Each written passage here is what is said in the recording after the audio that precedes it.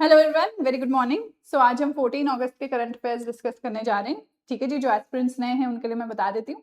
Civil staff आपके लिए daily current affair series लेके आया है। फ्रॉम मंडे टू सैटरडे आपके ये करंट अफेयर्स होते हैं। ठीक है जी। सो सबसे पहले हम देखते हैं अपना होमवर्क क्वेश्चन जो लास्ट सेशन में हमने डिस्कस किया था। इंडिया के मिल्क प्रोडक्शन के बारे में यहाँ पे आपसे सवाल पूछा गया है। तो करेक्ट आंसर इज ए। ठीक है, फर्स्ट स्टेटमेंट गलत है और इंडिया वर्ल्ड की लार्जेस्ट मिल्क प्रोड्यूसिंग कंट्री है, not second largest. So answer हो गया आपका ए। तो शुरू करेंगे अपने आज के करंट अफेयर के साथ। पहला है आपका वर्ल्ड ऑर्गन डोनेशन डे। सो यहाँ पे देखिए, ये आपका हर साल 13 अगस्त को ऑब्जर्व किया जाता है ताकि ऑर्गन डोनेशन के बारे में अवेयरनेस फैलाई जा सके, ज्यादा से ज्यादा लोग जो है वो ऑर्गन डोनेट करें और जो लोग आपका जरूरत में है उनको मिले। ठीक है, तो जो मिसकंसेप्शंस है ऑर्गन डोनेशन के बारे में, ट्रांसप्लांटेशन के बारे में, वो आपका यहाँ पे जो है एड्रेस किया जाएगा। सो यहाँ पे की माइलस्टोन है 1954 में पहला सक्सेसफुल किडनी ट्रांसप्लांट हुआ था, जहां पे आपका ट्विन ब्रदर्स ने आपस में किडनी जो है वो एक्सचेंज की थी, चेंज की थी। रोनाल्ड ली हैरिक ने अपने ट्विन ब्रदर रिचर्ड को किडनी दी थी। राइट, सो ये ध्यान रखेंगे, काफी इंपॉर्टेंट डे है ये। नेक्स्ट आपका है नव्या प्रोग्राम। सो यहाँ पे minister of state for skill development and entrepreneurship ने लोकसभा में इसके बारे में बात की, इंफॉर्मेशन दी, that is why it was in news. So यहाँ पे देखते हैं सबसे पहले नव्या प्रोग्राम है क्या। इसकी फुल फॉर्म है nurturing aspirations through vocational training for young adolescent girls. ठीक है, सो ये जॉइंट इनिशिएटिव है ministry of skill development and entrepreneurship का और ministry of women and child development का।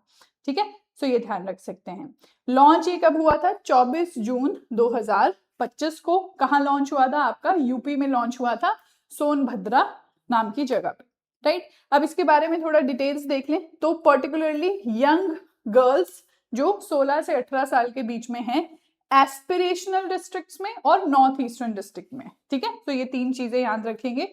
और एटलीस्ट एलिजिबिलिटी है कि 10th क्वालिफाइड होनी चाहिए, 10th की होनी चाहिए। ठीक है जी, तो यहाँ पे ट्रेनिंग जो है वो प्रधानमंत्री कौशल विकास योजना 4.0 के अंडर प्रोवाइड की जाती है। राइट, ये ध्यान रखेंगे। Next is your tribunals reform bill passed in Lok Sabha. ठीक है, तो यहाँ पे 2026 ट्राइब्यूनल रिफॉर्म बिल जो है वो पेश किया गया था लोकसभा में और वो पास भी हुआ है। इससे पहले भी ट्राइब्यूनल रिफॉर्म्स हुए हैं आपके 2021 में, बट उसमें आपका सुप्रीम कोर्ट ने कुछ चेंजेस कर दिए थे जिसकी वजह से आपका वो नहीं इम्प्लीमेंट हो पाए।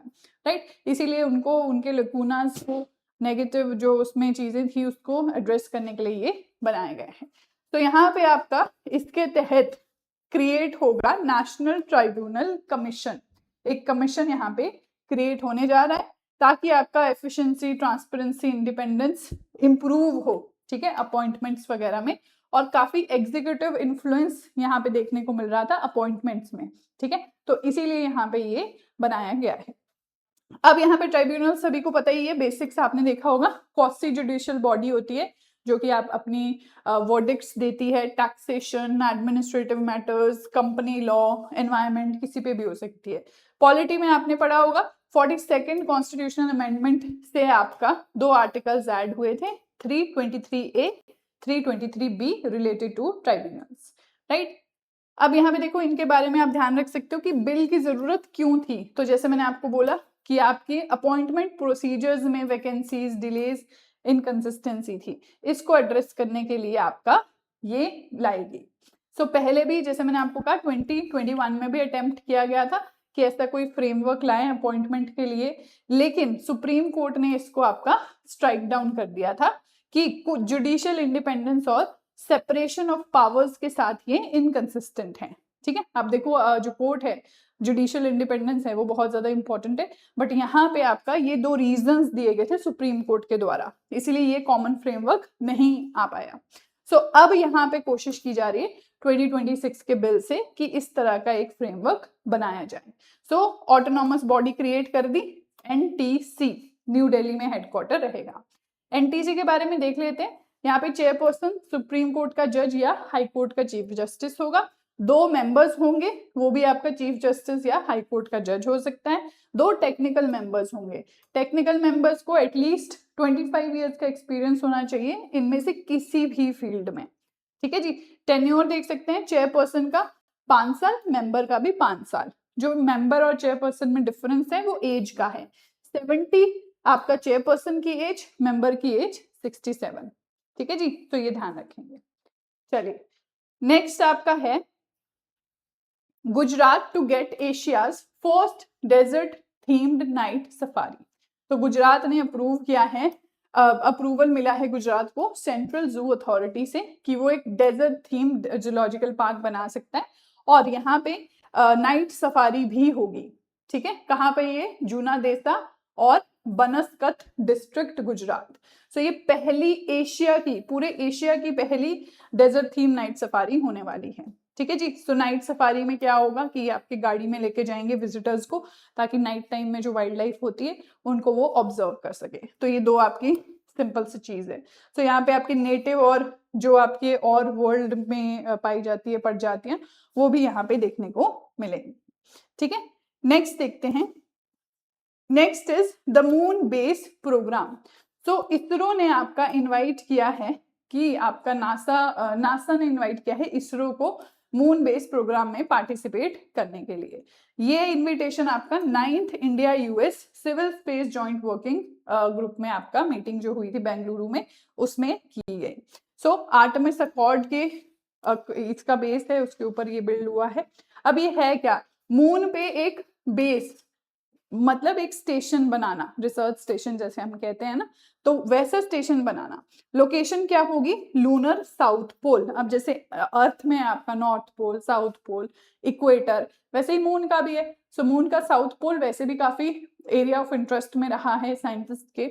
क्यों? क्योंकि यहाँ पे कॉन्टिन्यूस, नियर कॉन्टिन्यूस सनलाइट देखने को मिलती है और वाटर आइस देखने को मिलता है क्रेटर्स में। ठीक है जी, तो ये रीजन है यहाँ पे। अब यहाँ पे देख सकते हो लॉन्ग टर्म ह्यूमन प्रेजेंस, अब वो एक बेस बना दिया जाएगा, वहां पे लॉन्ग टर्म ह्यूमन प्रेजेंस रहेगी। पहला लॉन्ग टर्म आउटपोस्ट बन रहा है ये किसी सेलेस्टियल बॉडी में। सो यहाँ पे आप देख सकते हैं रोबोटिक मिशन होंगे, ह्यूमन मिशन होंगे, इंफ्रास्ट्रक्चर बनाया जाएगा। ठीक है, कमर्शियल पार्टनरशिप्स भी यहाँ पे देखी जाएगी। नेक्स्ट देखते हैं। नेक्स्ट हमारा है Russia appoints DY Chandrachud in Ukraine arbitration. ठीक है जी, सो हमारे फॉर्मर चीफ जस्टिस है, इनको रशिया ने अपॉइंट किया है आर्बिट्रेटर के फॉर्म में। अब देखो यहाँ पे ना एक यूक्रेन और रशिया के बीच में एक इन्वेस्टमेंट ट्रीटी साइन हुई थी 1998 में। ठीक है, उसको बेस मानते हुए अभी यूक्रेन का जो बैंक है, जैसे इंडिया में स्टेट बैंक ऑफ इंडिया है आपका स्टेट ओन्ड बैंक है, वैसे यूक्रेन में आपका बैंक है स्टेट ओन्ड ऑस्चाद बैंक। ठीक है, ऑस्चाद बैंक जो है इसने रशिया पे आपका क्लेम किया है कि जब यूक्रेन की टेरिटरीज रशिया के अटैक में इफेक्ट हुई तो बैंक को बहुत ज्यादा लॉसेस हुए हैं। ठीक है, रशिया ने जो भी मिलिट्री एक्शंस लिए हैं उसकी वजह से बहुत ज्यादा लॉस हुए हैं, तो ये रशिया को बोल रहे हैं अब आप ये लॉसेस फिल करोगे। ठीक है, अब दोनों कंट्रीज ना अपने अपने आर्बिट्रेटर अपॉइंट कर सकती है, तो रशिया का लॉयर नहीं बने ये, सिर्फ आर्बिट्रेटर बने हैं, विच इज डिफरेंट। ठीक है, ना लॉयर है ना रिप्रेजेंटेटिव है। सो रशिया ने इनको सिलेक्ट किया है। ठीक है जी, तो यहाँ पे आपका जो है जो ये ट्राइब्यूनल बनेगा ये इंडिपेंडेंटली और इम्पार्शली आपका ये मैटर में देखेगा। ठीक है, स्टेट ओन बैंक जैसे मैंने आपको बताया, तो यहाँ पे लीगल फ्रेमवर्क जो ट्रीटी के तहत उन्होंने केस किया है, तो उसके बेस में 1998 की Russia Ukraine bilateral investment treaty है। ठीक है, इसको बेस मानते हुए यूक्रेन ने रशिया पे ये क्लेम लगाया है। राइट, ये ध्यान रखेंगे। लास्ट करंट अफेयर आज का है, पीएम मोदी ने ऑटोबायोग्राफी रिलीज की है, हमारे जो फॉर्मर प्रेसिडेंट है रामनाथ कोविंद जी, उनकी ऑटोबायोग्राफी का नाम है triumph of Indian republic, my life my struggles. So यहाँ पे इनके जो स्ट्रगल्स हैं, पर्सनल जर्नी है, प्रोफेशनल जर्नी है, ठीक है, एक्सपीरियंसेस हैं, वो इसमें इन्होंने लिखे हैं, जो जीवनी होती है किसी की। ठीक है, तो ये ध्यान रख सकते हैं। चलिए अब एमसीक्यूज देखेंगे, कुछ एमसीक्यूज देखेंगे हम लोग। सबसे पहले है वर्ल्ड ऑर्गन डोनेशन डे कब ऑब्जर्व किया जाता है? करेक्ट आंसर आप लोग बताएंगे पॉज करके वीडियो को। सो करेक्ट आंसर यहाँ पे है आपका 13 अगस्त। नेक्स्ट आपका है consider the following regarding Navya program. So 2 statements दी गई है। जॉइंट इनिशिएटिव है मिनिस्ट्री ऑफ स्किल डेवलपमेंट का और ministry of women and child development का। सेकंड है eligible girls should have at least class 12 qualification. So यहाँ पे करेक्ट आप लोग बताएंगे। हाँ जी, करेक्ट स्टेटमेंट कौन सी है, पॉज करके आंसर करेंगे। करेक्ट स्टेटमेंट है आपकी ए, क्योंकि क्लास 10 चाहिए, इसलिए सेकंड गलत है। नेक्स्ट है Asia's first desert theme night safari will be established in which state. कौन सी स्टेट में हमें देखने को मिल रही है। तो यहाँ पे पॉज करके आप बता सकते हैं। Correct answer is B, Gujarat. Next is consider the following regarding tribunal reform bill. पहला है it seeks to reduce executive influence and standardize appointments. Second है chairpersons of tribunals can serve for 5 years or till they reach the age of 67. Correct आप यहाँ पे बताएंगे। चलिए, सो यहाँ पे करेक्ट आंसर है ए। क्यों? क्योंकि यहाँ पे चेयरपर्सन की जो एज लिमिट है वो 70 इयर्स है, ना कि 67। नेक्स्ट आपका है Russia has appointed former chief justice of India as Russia's legal representative and arbitrator और प्रेसिडेंट ऑफ आर्बिट्रल ट्रिब्यूनल या फिर जज of ICJ। So video pause करके आंसर करेंगे। हाँ जी, correct answer is B. Next देखिए consider the following regarding NASA's moon based program. पहला है it aims to establish a long term human presence on the moon. Second है the proposed location for moon base is near moons equator. Correct statement यहाँ पे आप लोग बताएंगे। चलिए जी, correct है आपकी ए। क्यों? क्योंकि साउथ पोल पे है, ना कि इक्वेटर पे। ठीक है, इसलिए सेकंड गलत है। नेक्स्ट आप देखिए, नेक्स्ट आपका है होमवर्क क्वेश्चन, जिसको आप लोग आंसर करेंगे कमेंट सेक्शन में। ठीक है, सो यहाँ पे आपकी जो PDF है, डिटेल्ड PDF इसकी, वो आपको देखने को मिलेगी टेलीग्राम चैनल पे। टेलीग्राम चैनल आप जो है डिस्क्रिप्शन बॉक्स से ज्वाइन कर सकते हैं और किसी भी क्वेरी के लिए इस नंबर पे कांटेक्ट कर सकते हैं। ठीक है जी, चलिए सो एंड करते हैं यहीं पे अपनी क्लास। कल आपकी क्लास नहीं होगी, इंडिपेंडेंस डे है कल। Happy independence to all of you. See you on Monday, 8:15 बजे। Thank you so much and have a nice day.